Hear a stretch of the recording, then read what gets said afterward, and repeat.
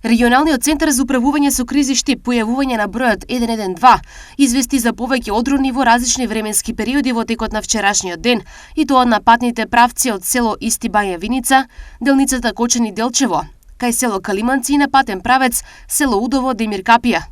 Екипите ги отстранија дроните на патот и нема прекин во сообраќајот, но на тие што патуваат се препорачува внимателно управување со возилата, особено на патиштата низ котлините, речните долини и клисурите каде што има можност од појава на одрони. Ова посебно се однесува на делниците Катланово Велес, Маврово Дебар Струга, Виница Берово и Кочани Делчево.